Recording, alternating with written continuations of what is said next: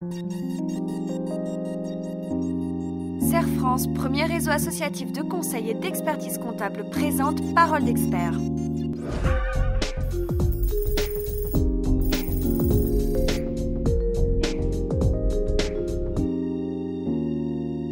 Bonjour, conserver le régime réel ou revenir au régime de la micro-entreprise, telle est la question qui se pose à nouveau aux chefs d'entreprise. En effet, le choix se complique. L'apparition du nouveau statut de l'auto-entrepreneur relance le débat.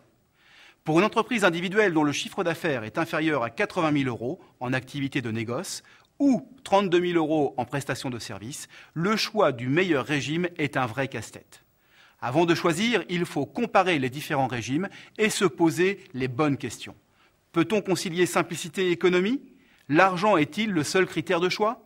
Je vous propose un zoom sur chaque régime. Et commençons par le régime de la micro-entreprise qui se caractérise par sa simplicité apparente. Avec le statut de la micro-entreprise, vous n'avez aucune obligation de tenue de comptabilité ni de TVA. Autant d'arguments séduisants quand on n'a pas de goût particulier pour la paperasse. En fait, la réalité est un peu moins idyllique. Le chef d'entreprise doit malgré tout tenir un registre des ventes et des achats, satisfaire aux obligations déclaratives en cas d'embauche de salariés et remplir les déclarations fiscales et sociales. En un mot, vous devez quand même consacrer du temps à la gestion administrative de votre entreprise.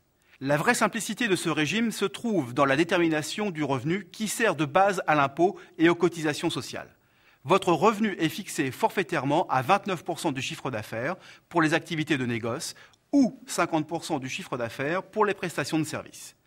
Là encore, la simplicité peut s'avérer coûteuse en impôts et charges sociales si le bénéfice réellement dégagé par l'activité est inférieur à 29% ou 50% du chiffre d'affaires.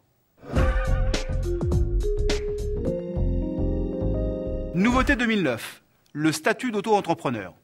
Tout chef d'entreprise relevant du régime de la micro-entreprise peut opter pour ce nouveau statut. Avec ce statut d'auto-entrepreneur, les cotisations sont plafonnées à 12% du chiffre d'affaires pour les activités de négoce et 21,3% pour les activités de prestation de services. Seconde innovation de cette option, il peut être couplé avec le versement fiscal libératoire. Dans ce cas, l'impôt sur le revenu correspond à 1% du chiffre d'affaires pour les activités de négoce, 1,7% pour les prestataires de services. Mais en l'absence de chiffre d'affaires, le chef d'entreprise ne paie ni impôt ni cotisation sociale. Et pour terminer, le régime du bénéfice réel. Ce régime nécessite la tenue d'une comptabilité, mais cet inconvénient n'est pas forcément sans intérêt. Au bénéfice réel, l'ensemble des charges de l'entreprise sont prises en compte. Achat de matières premières, frais fixes, frais de personnel, intérêts d'emprunt, sans oublier les amortissements et cotisations sociales du chef d'entreprise. De même, le choix du bénéfice réel n'entraîne pas forcément l'application de la TVA si le chiffre d'affaires de l'entreprise reste inférieur à 80 000 euros ou 32 000 euros selon la nature de l'activité.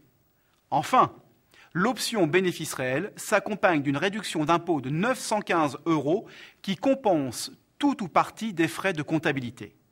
Il peut être confortable, voire sécurisant, de confier le suivi administratif et les déclarations fiscales et sociales à un expert comptable. En conclusion, il n'existe pas de régime fiscal et social idéal. Chacun présente des avantages et des inconvénients qu'il convient d'analyser sans idée préconçue.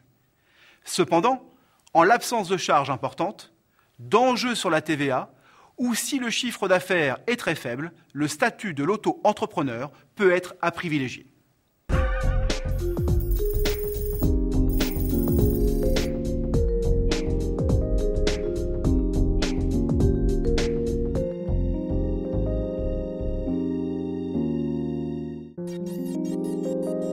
CER France, premier réseau associatif de conseil et d'expertise comptable, vous a présenté Parole d'expert.